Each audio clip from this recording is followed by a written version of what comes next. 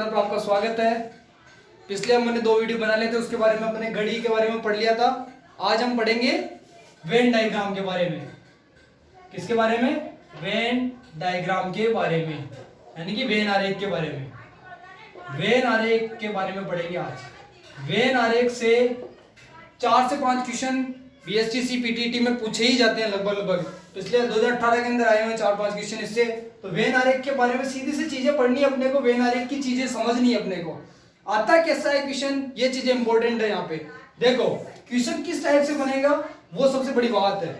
देखो यहाँ समझना अपने को सबसे बड़ी बात है। यहाँ दे रखे होंगे आपको, जैसे ये क्वेश्चन लेते हैं अपन छोटा सा, ठीक है। ये हो गया आपके शिक्षित लोग, ये हो गए आपके ग्रामीण लोग, और ये हो गए आपके शहरी लोग, ठीक है। क्या हो गए? ये हो गए आपके शिक्षित लोग। ये वाला जो पार्ट है ना, ये वाला, ये शिक्षित का है।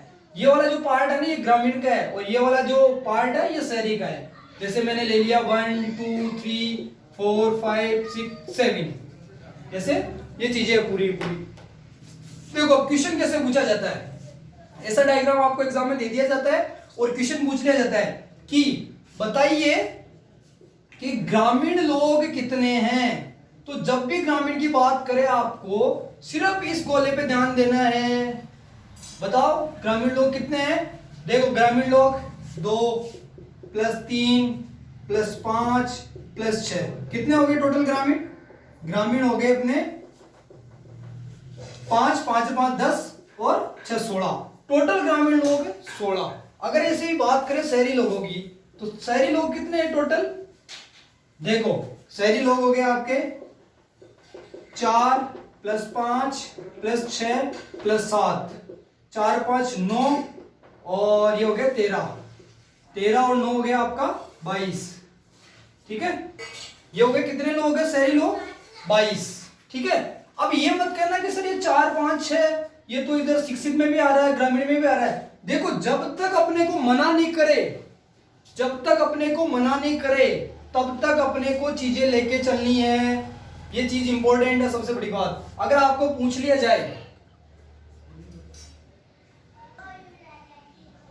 तो ये शहरी लोग हो गए आपके, ठीक है। अब बात करते हैं शिक्षित लोगों की। तो शिक्षित लोग कितने होंगे? देखो शिक्षित लोग हो गए यहाँ पे 1 2 5 और 4, 1 + 2 + 5 + 4, ठीक है। ये हो गए 3 और ये हो गए 9 और 3 12 बंदे। अब तो आपको जब भी शिक्षित पूछेंगे आपको सिर्फ 12 बताने हैं, और शहरी पूछे तो 22 और ग्रामीण पूछे तो 16।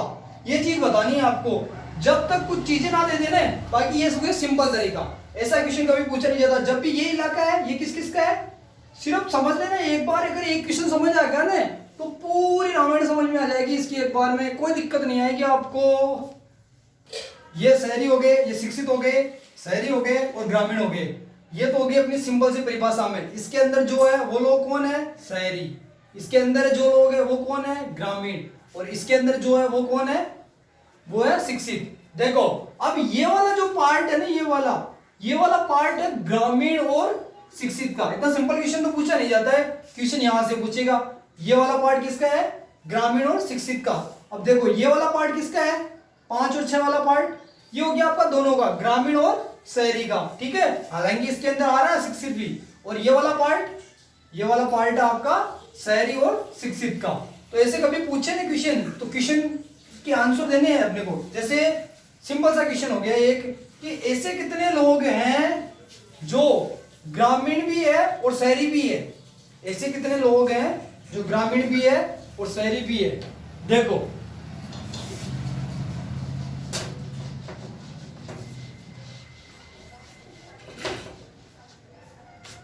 ये आपका था शिक्षित, या आपका था शहरी। अब क्वेश्चन जैसे क्वेश्चन बन गया पहला कि ऐसे कितने लोग हैं, ऐसे कितने लोग हैं जो ग्रामीण और शहरी है। जैसे ऑप्शन आ गया आपके पास, option number a 6, option number b 5, option number c 11 और ऑप्शन नंबर दे 7। अब बताना आपको यहाँ से ऐसे कितने लोग हैं जो ग्रामीण और शहरी है।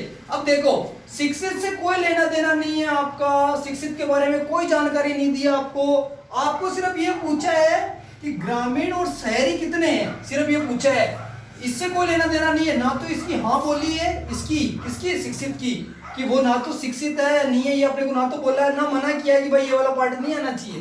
जब तक मना नहीं करे ना तब तक आपको ये पार्ट लेना है, ध्यान रख लेना इस चीज का। मतलब ये पूरा पार्ट आ रहा है तो यहाँ पे कितना हो जाएगा, 5 + 6 कितना हो जाएगा, 11, यानी कि ऑप्शन नंबर से ये वाला सही होगा।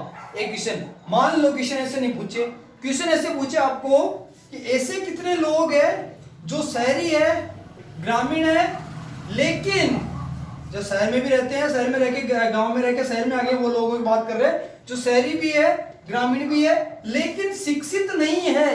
क्या नहीं है, शिक्षित नहीं है। तो उस वाले पार्ट के अंदर ये वाला जो पार्ट है ना शिक्षित वाला, ये पूरा क्रॉस हो जाएगा, ये पूरा नहीं आएगा इसके अंदर। इसके अंदर सिर्फ कितने बंदे आएंगे, 6 बंदे।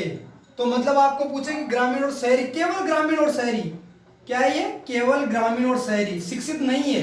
एक वर्ड बोलेगा वो, ग्रामीण और शहरी, वो कितने हैं आपके पास आ जाएंगे 6।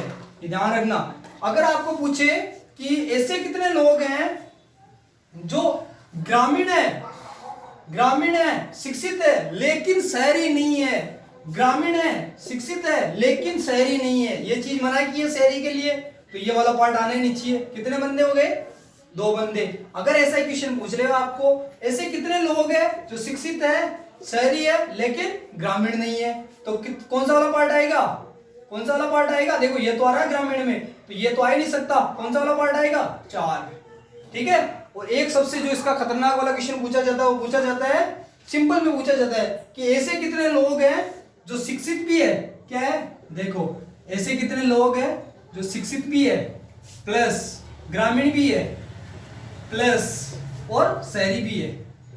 अब बताओ तीनों वाला पार्ट बताना है, ये क्वेश्चन कंफर्म पूछा ही जाता है। देखो इस पार्ट के अंदर क्या इसके अंदर ग्रामीण आ रहा है, बिल्कुल आ रहा है सर, ये देखो ये ग्रामीण आ रहा है, क्या शहरी, बिल्कुल सर, ये देखो ये आ रहा है। अच्छा ये बताओ इसके अंदर शिक्षित आ रहा है क्या, हाँ सर बिल्कुल आ रहा है, ये देखो शिक्षित का पार्ट भी आ रहा है।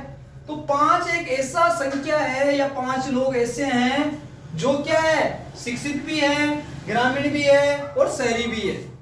ये इंपॉर्टेंट चीज है, 5 लोग ऐसे हैं जो शिक्षित भी है, ग्रामीण भी है और शहरी है। ये समझ आ गई चीज, कितने लोग, 5 लोग। या तो इससे क्वेश्चन पूछ लेगा इसकी मना कर देगा, या फिर इससे क्वेश्चन पूछ के इसकी मना कर देगा, या फिर इससे क्वेश्चन पूछ के इसकी मना कर देगा, ये पूछेगा। या फिर आपको पूरा पूछे तो इसके बता देना भाई शहरी में ये पूरा आ गया, ग्रामीण पूछे तो ये बता देना, और क्या नाम शिक्षित पूछे तो ये बता देना। इसके अंदर तो कोई दिक्कत होगी नहीं मेरे हिसाब से, सिंपल सा क्वेश्चन है। और पुराने साल में आए हुए कम से कम 4 से 5 क्वेश्चन बने हैं इसके। देखो एक बात मैं बताता हूँ, अगला क्वेश्चन, अगला क्वेश्चन है, जैसे मैंने एक सिंपल सा क्वेश्चन दे दिया कि ये पार्ट ठीक है, ये वो लोग हैं जो क्या बोलते हैं, इंग्लिश, ठीक है, ये वो लोग हैं जो क्या बोलते हैं, हिंदी, ठीक है, और ये वो लोग हैं जो क्या बोलते हैं, कन्नड़, क्या बोलते हैं, कन्नड़, ठीक है। ये हिंदी है, ये इंग्लिश है, ये कन्नड़ है, ठीक है। ये आपका हिंदी, ये आपकी अंग्रेजी और ये आपकी कन्नड़ भाषा। अब देखो यहाँ दे रखा आपको जैसे 2 3 4 8 5 6 ये बंदे दे दिए।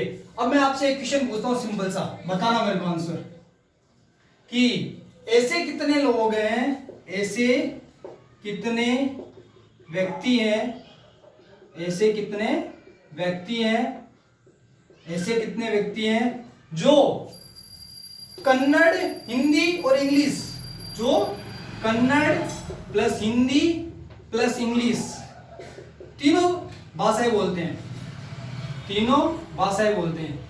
अब बताओ कितना होगा, तीनों भाषाएं बोलते हैं। समझ लेना, अच्छा क्वेश्चन है।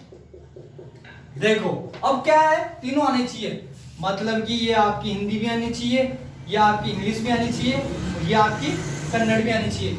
अब देखो तीनों का जो मिक्स पार्ट है ना, वो सिर्फ और सिर्फ ये वाला पार्ट है।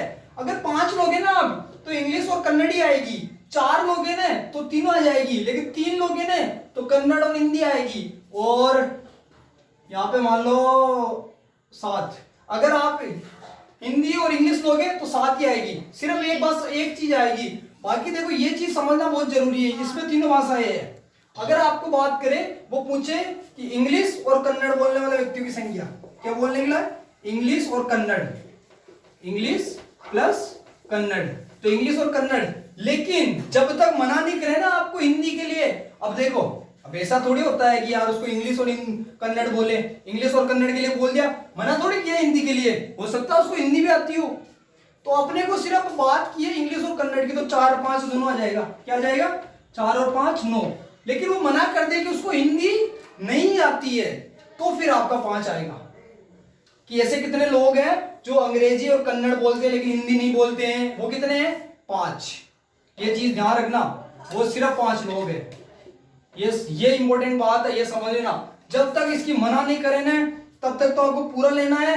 जब मना कर दे हुए यहां पे लिख दे हुए कि हिंदी नहीं, हिंदी नहीं, ये दोनों बोलता है हिंदी नहीं, तो कितने बंदे हो जाएंगे? 5। सिर्फ 5 बंदे ऐसे हैं जो हिंदी नहीं बोलते हैं, इंग्लिश और कन्नड़ दोनों बोलते हैं। ऐसा ही क्वेश्चन पूछा जाता है राजस्थान पुलिस में, इसमें पूछे गए थे क्वेश्चन। देखो यार एक बात बताओ, सीधी सी परिभाषा है, जैसे ये वो बंदे हैं जिनके पास बीए की डिग्री है। किसकी डिग्री है? बीए की, ठीक है। इसके पास बीए की डिग्री है, इसके पास बीए की डिग्री है, इसके पास बीए की डिग्री है, ठीक है। अब ये बंदा है, इसके पास बीए प्लस बीएड दोनों की डिग्री है। किसकी? BA plus BEd. अब बीएड की डिग्री भी है इसके पास, तो क्या इसको मना कर दोगे? क्या अब आपको मैं बोलूं कि ऐसे कितने बंदे हैं जिनके पास बीए है, तो क्या इसके पास बीए नहीं है? क्या है ना बेचारे के पास बीए? बिल्कुल है सर, ये देखो इसके पास तो बीएड भी है। अब मैं बोलूंगी ओनली बीएड किसके पास है, तो बीएड सिर्फ इसके पास ही है, इन लोगों के पास नहीं है। अगर आपको बीए के लिए पूछे तो ये भी आएगा, लेकिन बीएड के लिए पूछो तो तीनों नहीं आएंगे, ये अकेला आएगा। ये सबसे बड़ी बात है। अब इसके पास एक चीज का नॉलेज ज्यादा है, जैसे हिंदी का नॉलेज ज्यादा है, तो फिर क्या है, उसको बाहर थोड़ी निकाल सकते हैं। हिंदी इंग्लिश और कन्नड़ तो आती है ना बेचारे को, क्या दिक्कत है इसमें? इसको तो हिंदी भी आती है, आप हिंदी पूछोगे तो भी आ जाएगा ये तो इसको आप हटा नहीं सकते। ये चीज ध्यान रखना, ये समझदारी से काम में लेना। यहाँ पे आप आराम से क्वेश्चन होंगे और क्वेश्चनों के आंसर चुटकियों में आएंगे, कोई बड़ी बात नहीं है। लॉजिकल रीजनिंग के अंदर वैसे भी ऐसे आंसर आते हैं, और इससे 4 या 5 क्वेश्चन पूछे गए थे। 2018 का पेपर उठा के देख लेना एसटीसी का, अच्छे से आराम से देखना, चीजें समझना, समझ में भी आएगी। देखो एक छोटा सा क्वेश्चन लो, मैं बता दूं आपको। देखो अगर ये तो 3 का था, अगर आपको पूछ ले 4 का, जैसे ये हो गया, अब ऐसा नहीं दे, मान लो गोला गोला ये दे दिया आपको, ठीक है, और ये दे दिया, ठीक है, इसको यहां ले लो, और ऐसे ये दे दिया मान लो, समझना अच्छे से इसको, ठीक है। ये तो है आपके जैसे रोजगार वाले, कौन से व्यक्ति? रोजगार वाले। ये मान लो आप बेरोजगार वाले, बेरोजगार, और ये हो गया, ये मान लो आप श्रमिक, कौन है? श्रमिक, और ये हो गया आपका मजदूर वर्ग। देखो चारों चीजें बता दी मैंने, अब समझना। ऐसा क्वेश्चन भी दे देता कभी कभार, 2 3 4 5 6 7 8 9।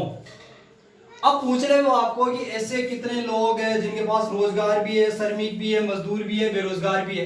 पूछ लेता है, ऐसे मत बोलना कि सर जिसके पास रोजगार है वो बेरोजगार कैसे हो गया। ये कुछ भी दे सकता है, आपको सिर्फ अपना दिमाग लगाना है।